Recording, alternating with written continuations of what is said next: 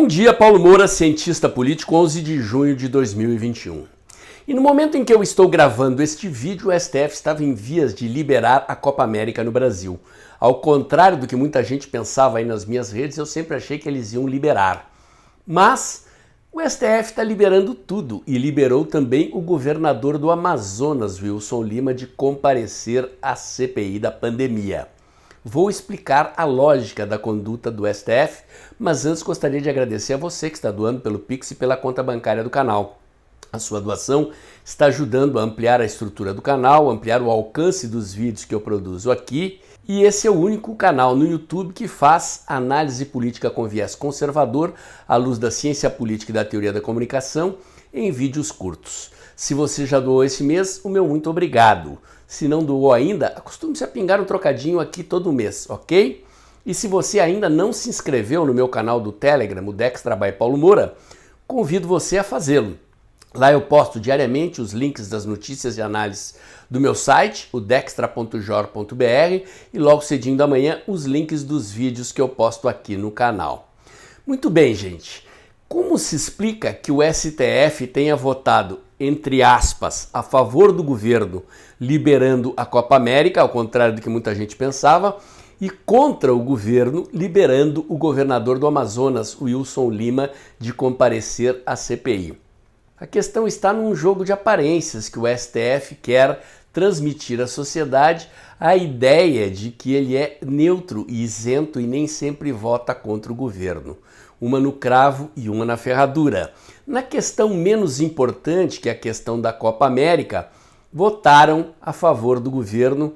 Na questão do governador Wilson Lima na CPI, que é central na conjuntura, votaram contra o governo. A Copa América gerou uma polêmica. Aliás, quem gerou a polêmica foi o Tite, que é um esquerdista notório, conhecido, mandava videozinho de feliz aniversário para o Lula, entregava a taça de campeão do Corinthians com o Lula abraçadinho e de repente deixou de gostar de política e não quer se encontrar com o presidente Bolsonaro.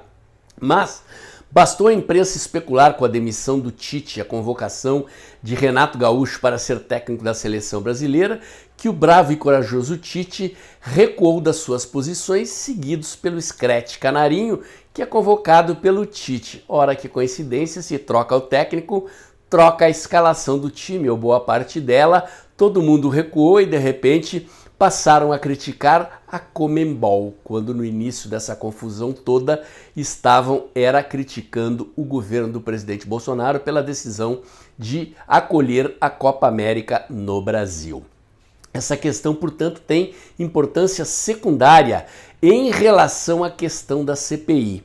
Gente, a CPI é a oportunidade que a oposição tem de tentar emplacar na opinião pública uma narrativa única contra o governo na questão do combate à pandemia. Eu tenho dito aqui que há dois temas em disputa no cenário pré-eleitoral de 2022.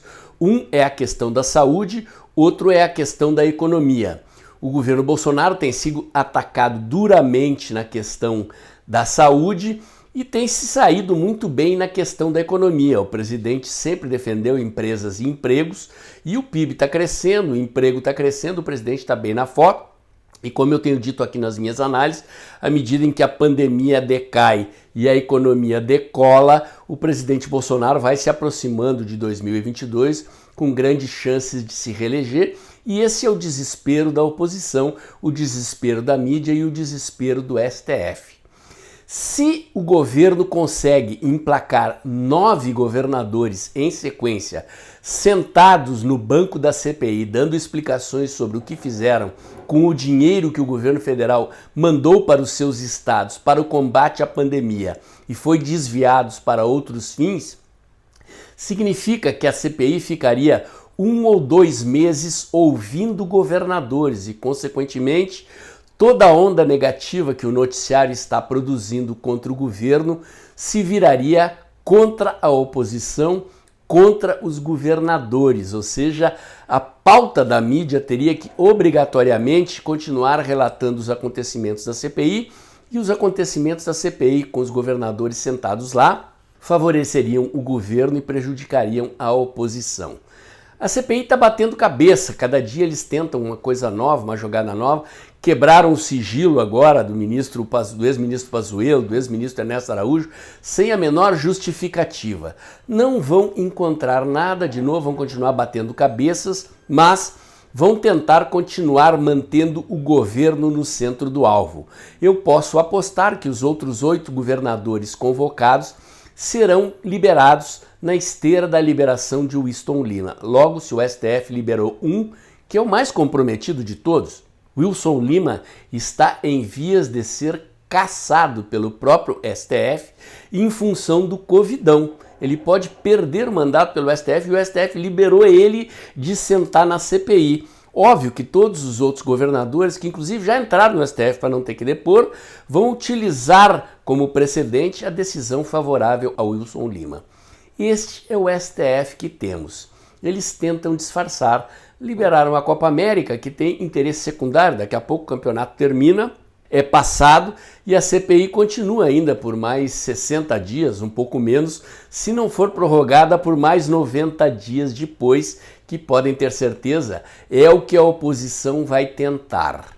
Então, o teatrinho do STF liberando a Copa América não cola, porque a questão central, aquela que interessa mesmo ao povo brasileiro, quer saber aonde foi parar o dinheiro que o governo federal mandou para os governos estaduais e os prefeitos, essa o STF protegeu escondidinha, evitando que Wilson Lima vá depor na CPI.